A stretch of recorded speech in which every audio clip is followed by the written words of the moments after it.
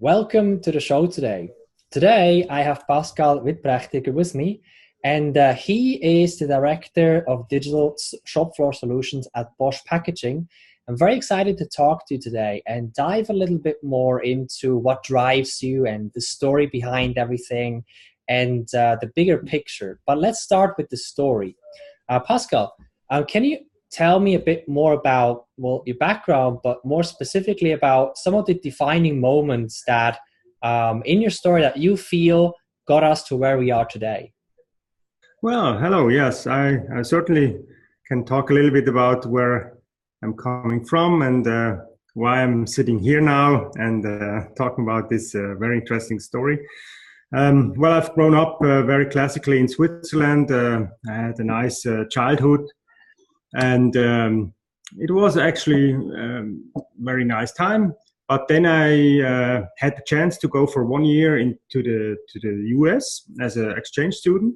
And that was really a special moment for myself because I changed completely from maybe a little bit shy child to somebody who said, well, the borders are unlimited or there are no borders, because getting to know the American way of life combined with with the Swiss background is really special, especially because you always talk about why you do things like you do it. And if you are in another culture like the American way of life, you experience that things which were before normal for you are completely different. And that really shaped me for the next steps in my life. Quite strongly, because today I think for myself also, but also talking with people, normally the barriers we see, they are the barriers we put ourselves into our way. So it's really like the saying it is, no, you normally say no to something until somebody comes and shows you that it's still possible. So I think for me that was actually the changing moment to really accept that maybe for me something is not possible, but somebody else on this world will make it possible. And that's why that led me then to the thought I will to change something in this world. I became then an engineer. My dream was actually to become a pilot. I'm today also a pilot, but for my spare time. So I did it a little bit the other way around, but I wanted to become a pilot really as a profession. But my eyes were not good enough for that, so I had to change a little bit. Then I wanted to become a flight engineer, but my parents clearly told me the benefits of doing an electrical or doing an engineering diploma here in Switzerland. That's what I did then, coming back from the US. And so my passion is really being an engineer, making the world better or trying to make the world better and do the bridge between, and that's also a point of why I'm sitting here, putting a bridge in between the complexity of technology to the user who actually which shouldn't be overloaded by technology. So I think there is a good way of bringing technology to the people without overloading them, and that's a little bit also my role today, making that bridge possible and showing really the world that technology can be easy, even if it's in the background complex. Now, on my profession, I was starting as a software engineer, but was very soon already in a leading role. I started to lead an electrical design team, and that changed then quite fast. Every 3 years, I changed my role until today. I'm now actually the managing director of a company in the company. So I'm still in a big company, but we are acting actually as a company in the company. So we do every kind of function, what you need to run a company. So we are from sales until to life cycle management at the end of the day. We do everything in this small group of people, which we are setting up now for growth and hopefully for a long-term view on our business, which is solely based on software. Very, very interesting. You already answered many other questions that I had, which one of them was the childhood dream. I love what you mentioned there with the pilot. And what I love even more is that you made it, you know, maybe not your profession, but your hobby. You know, it's not like, oh, I wanted to do that, but I never got to it. But you actually, you realized, as you mentioned in the beginning, that the barriers are only the barriers that you put in front of yourself. So, you know, you decided that you're still going to make that happen, even though it's not going to be your primary job. One other question I have on your story is about people, because very often we run into people, sometimes just by coincidence, that really shape our lives, that shape the direction of that we take. Who are some of the people that you met along the way, maybe like the Wizard of Oz, that you met along the way that really shaped your path?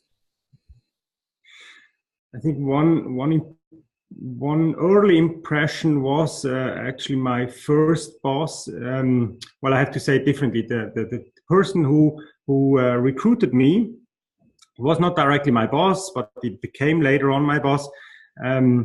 He had the vision, or he had the future vision, to put me into a position where I was the youngest and I was the shortest time in the company. So it was quite brave from him.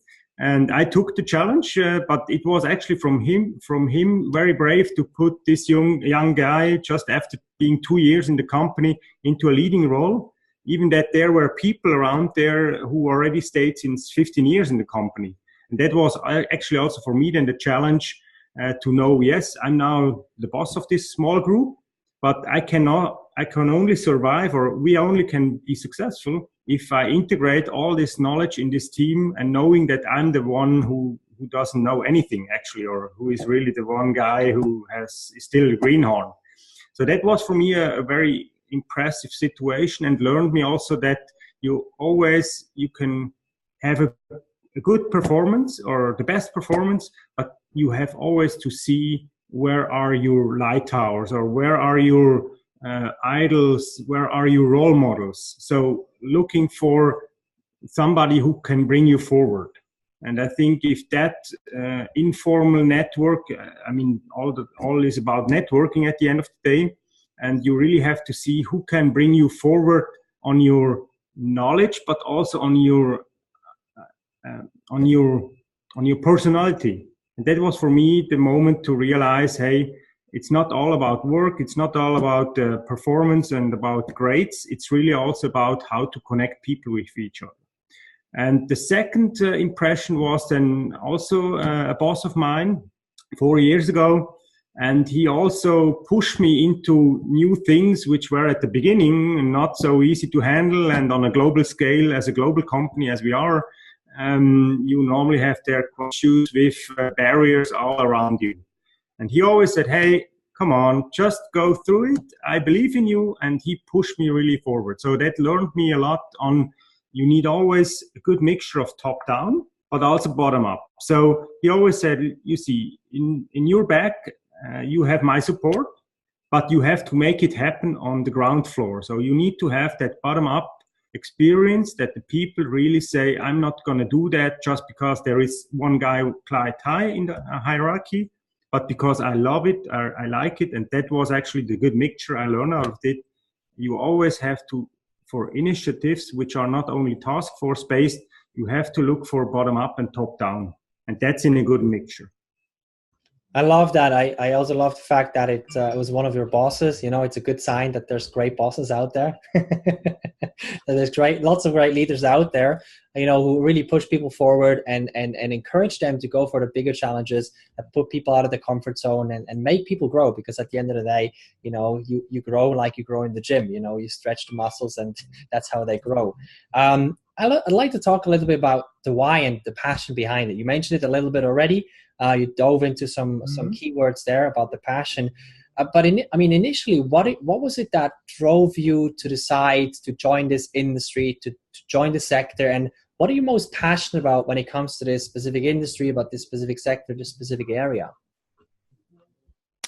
For me, it was really seeing that in Switzerland, we are able to build complex machinery and being still able to develop them here, to build them here, and to also see customers are coming to Switzerland and they go home happy. and see that Swiss quality is bringing them forward. And for me as an engineer, is even more interesting that we do that really by ourselves. So we have a lot of partnership on technology side, but at the end of the day, the customer comes with a problem. He has a product he wants to package, and we take that challenge. And I believe with our flexibility we have here in Switzerland, also on the mindset of the people, we are able to still, if the competition is on, and there is quite a lot of competition, we are still able to be in the market and make money and make good money. So for me, that was always a part of the passion to be able to see what we do. So you can actually walk out into shop floor here in Switzerland at our site, and you see what's happening. So it's moving. There is mechanical, mechatronical today, more software than it was 10, 15 years ago, but it's really, you can see what you do. I love that. Also, what you just talked about, like seeing what you can do, because sometimes things, especially in this digital world, are so conceptual that it's hard to grasp them, and putting into tangible things, like what you said before, you see yourself also as the bridge between the complexity versus the simplicity in the communication, also in the experience, I guess. And that's just beautiful how this comes out in the passion and in that reason for you to join this specific area as well. Talking about personal mission and life and business, do you feel that there's been a red thread that followed you through your life? Do you feel that there is some sort of a tagline that followed you, or some sort of a personal mission that followed you so far?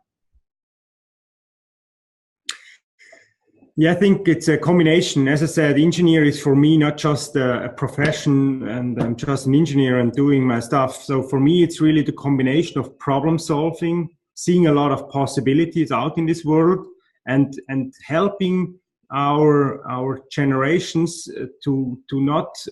I have sometimes the feeling we don't want to solve any problems anymore. We just want to use whatever is there, but who is going to solve the problems?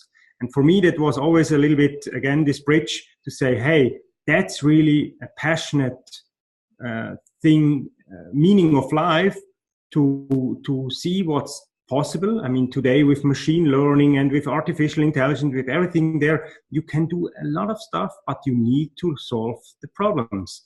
And at the end of the day, it gives you value. And that's actually the bridge I do. I have technology, but for a customer, it's completely independent what kind of technology you're using. He just needs to have value. And if we can make that bridge, bring the right technology into the case, but at the end of the day, creating value. And that's also for me a personal thing. So everything I do, I really want to make sure I create value. And that could be in different flavors. It can be on a very, very down-to-earth topic where you create value, which gives you money at the end of the day. But it can also create value in developing people. It can also create value in having a meaning of life. And I see that every day with my team, that they grow personally, they grow in a passionate way. And that's really also a part of my life that I believe, I'm now not a teacher, but it's being a coach actually for people to grow. Very, very interesting. This topic of bridges comes up a lot. This topic of coaching came up also when we talked last time. Very, very much the way you look at yourself as well in a leadership role is very interesting. I wish more leaders today would also see themselves like this, more of a coach and more of a supporter. It's very, very interesting. Now, talking about lessons, I'd love to dig into some lessons along the way, because there's probably been some challenges along the way, some lessons learned, some big failures, some big successes along the way. And we can go into different areas. We can go into the area of building and scaling and innovating. You've experienced it all on your journey. So maybe let's pick one or two very specific examples that you can maybe tell a story of a situation that happened and of a specific lesson that you learned out of this situation. Doesn't matter if it's a failure or a success. Well, I think failure is always nice to see, because you can learn much, much more from a failure than from a success. And for me, sitting in a company which is huge, which is a really a big company, learned me that even if you are technically and financially, and I think you have everything set up. Everything is green, and we had that in a project where we were targeting a global rollout for a technology which really helped all our sites. But we failed because we had not the right people in our boat. So we had a lot of people, but we had not the right stakeholders or all of the stakeholders which were needed in the boat. And that was the failure because the decision was then made on a very, very high level. And they are used to deciding, but on the other side, they did not know what they decided. So that learned me quite a lot. Hey, don't believe just because you are fact-based and you have everything on the table and it's obvious that this needs to be decided like this. No, culture will tell you differently. I mean, we are a German company. We as a Swiss site, we always get a little bit the saying, well, the rebels in Switzerland. We also like that a little bit because it's really making us also a little bit different to maybe other sites. But being a rebel is nice, but at the end of the day, if you want to have success with a project, with initiatives, you need to have your key players in the boat, and you don't have to have always the same opinion, but you need to understand their topics, you need to understand what they are afraid of maybe, and then you have to mirror that, what you are thinking about that, and maybe you can give them again a bridge to make the successful decision, and then they believe in you. So I think it's also a lot of trust into that, and if you don't have that build it up, then independently what you have on the table, it can be a failure. So it's not always performance-based that you are not performing well, then it's a failure. No, it can really be that there are people deciding on facts, or maybe not even on facts, on feelings, and you were not the guy delivering them the right feelings and not the right facts. This also reminds me of what you mentioned before about the value at the core, the customer at the core. Because, you know, if it doesn't even matter if it's a product that you launch or if it's simply an initiative internally or an idea or whatever, it doesn't matter. If you don't have the buy-in from the right stakeholders, in this case, maybe the management or a different team or whatever, it's the same like having buy-in from a customer before you even start thinking about a product, right? I mean, it kind of reminds me about that. It kind of goes there as well. It's a very interesting story and also a very interesting lesson learned in that process. Is there another one that you feel like would be worth sharing, some specific situation or some specific example that you really learned a lot from? Well, when we turn over to the success, because if we are really good in watching also success, we also can learn from that. And I think what we learned also on the other side, on the successful rollout of a technology solution, is if you have your stakeholders in the boat, if you are running on the same line, you have to make it also work. So if you have other sites, for example, in our case, we have 10 different sites globally. And if you do it with one site, go so far that it runs, so that you have a proof of, not only a proof of concept, but really a prototype running. And then you can also prove that it works, because just showing it on PowerPoints or on slides anyway is always nice, but do the case finally, and then you get more and more people getting into your case. So for me, it's really relevant. If you have a good case, if you have all the facts, if you have technology-wise everything in your hand, do it finally, go out, test it in the market, get the feedback, and iterate fast. So this is really, I mean, that beats everything. In my opinion, even today with all the solutions out there, with the partnerships, you have all the top solutions already there. So it's normally not a technology issue we have. So it's really do something which works, show it to the customer, get the feedback, and then it always runs automatically. You still have to watch it, but it's just giving you so much back on passion also, that the people just say, hey, it's great, let's work more on that.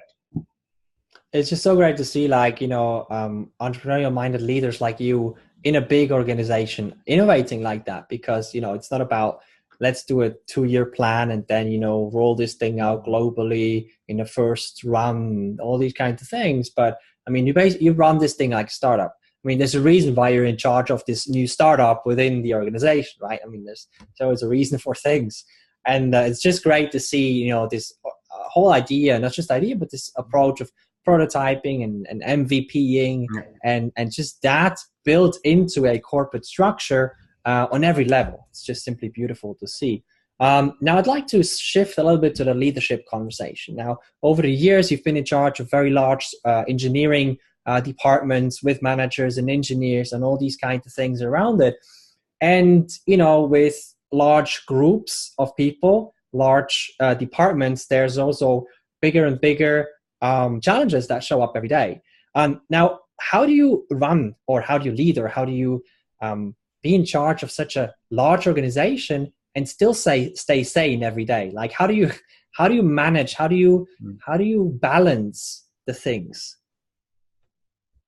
I think one important point everyone needs to learn if you are moving also in hierarchy higher or in organization higher is you have to lead yourself first. So leading yourself first means be prepared to leave also some topics behind you. There are always topics, and as an engineer especially, I know a lot of stuff and I could work on many different things and I have a lot of passion for different things. But if you really want to go into the leading habit, you have to leave things behind you and you also have to give it to other people, even knowing that they may not be that fast or there may be some mistakes that happen. But that's just the way of life. And for me, it's always a little bit also the picture, and that's a combination also from my free time I do piloting is if you want to reach a different level of view, a different perspective, you need to get rid of some ballast. So you want to see on a higher level, get rid of your ballast. And that's really also leading myself. I cannot work on everything. I need to empower people. And that's at the end of the day also, if the question would be, how do you measure success in your leading habits? I think the success you can see if people beside you grow and if they even grow on your level. So that's really showing you, hey, they made the step also. They also grow. You could empower them and they are growing much faster now. And another step where you can see success is, from my point of view, if you change the role and people want to move with you. So they want to follow you. And I think there are two examples where I could see, okay, I really enlightened these people, I empowered them, and they made also their way to leading themselves much better. Very interesting, this topic of self-leadership, leading yourself first. This is a big piece of awareness that first needs to happen before anything else can happen. It's just a beautiful, if it's just one sentence there, it's just something that, if you hear that, you can chunk that for a while, just go like, yeah, this is really something to dig into. This is brilliant. Now, I mean, you mentioned self-leadership, yes, and on a very personal level for you, what does leadership mean to you? I mean, leadership, what do you feel is your personal definition of leadership? So my personal view is on that I'm creating for my people now and for my environment, I'm creating the environment which is needed to be successful and to be happy, to enjoy, actually at the end of the day, also enjoy life. Because I always say we work 80-90% of our complete lifetime. We are working in a company or working in a job, in a profession. At home, we invest a lot in the well-being, that we have a nice flat or a nice house and we have a nice garden. Why not do that also in the company or in the place where you are? And I think for me, it's really also relevant as a coach and as a leader to make it happen for my people, to see that they can really enjoy coming to work. And maybe not every day, not every morning, but the most of the time when they come to work, that they are passionate about what they do. And that's really for me the minimum I can reach to make it good for them to work here and that they have a meaning of life doing that. And if they lose that meaning of life, I mean, you cannot always do everything for them, but you always can raise the question, hey, are you happy? And if you're not, change something. I mean, there is a saying which you can change everything. You are not a tree. So, I mean, we are loyal to a company. We are somehow in a region, but still, if you are not happy, change it.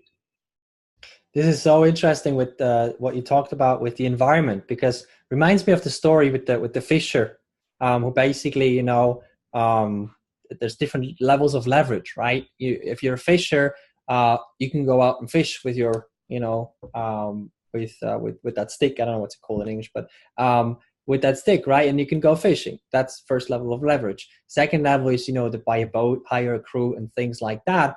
And then basically the third level is to build an organization around it and to build a marketplace eventually around it and an ecosystem around it and everything, which is the third level, which is what you basically talked about. It's the environment, because you can either do the job yourself, you can help the other people in your team do their job better in some shape or form by, you know, giving them better ways of doing things, or the third level, you can create a better environment. So I love that specific topic because it creates a maximum amount of leverage for people to grow and to flourish and to expand, which of course has a big impact on the organization as well. Now, in terms of a bit more of a question out there, I wanted to ask you about the magic wand. So if you had a magic wand, you know, like a magician, and you could wish for anything in the world, what would you wish for that could multiply your impact that you have at least 10 times? That's a good question.